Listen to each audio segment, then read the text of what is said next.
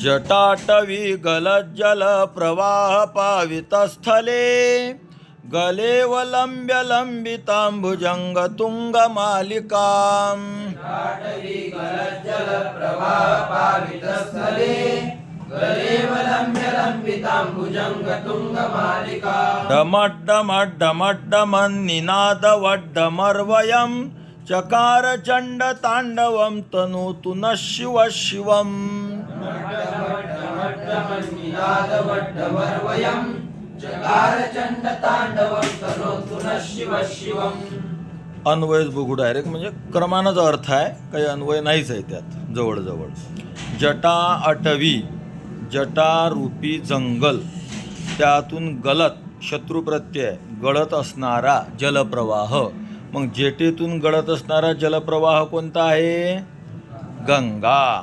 आणि त्या गंगेने पावित पवित्र केलेलं, हे निष्ठाप्रत्यय आहे. पावित स्थले, मग पवित्र केलेलं स्थल कोणतं? तर म्हणे गले. म्हणजे हे गलेचं वरचा तुकडा पूर्ण विशेषण करायचं.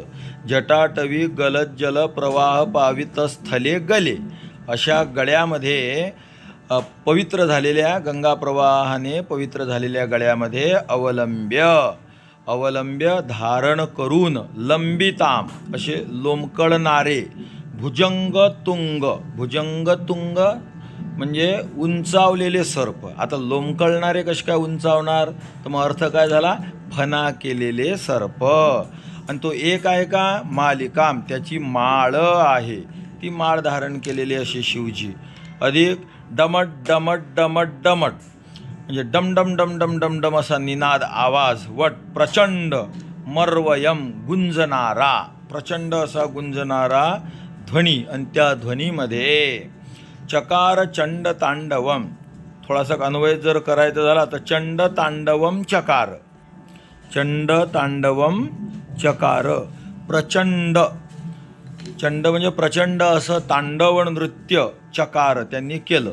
चकार हा लीट लकार आहे, परोक्ष भूतकाळ. रावणाला सांगायचं आहे मी त्यावेळेस हजर नव्हतो. आणि तनोतु हा आहे लोट लकार, म्हणजे प्रार्थनावाचक. न शिव म्हणजे महादेव शिवशंकर, नह अस्माकम आमच्या, शिवम शिवम म्हणजे कल्याण. पहिल्या शिवचा अर्थ नाव आहे आणि दुसऱ्या शिवचा अर्थ कल्याण आहे. तर कल्याणाचं आमच्या तनोतू, ते आमच्या कल्याणाचा विस्तार करू, म्हणजे आमचं कल्याण करू, हा त्याचा भाव आहे. जय श्रीराम.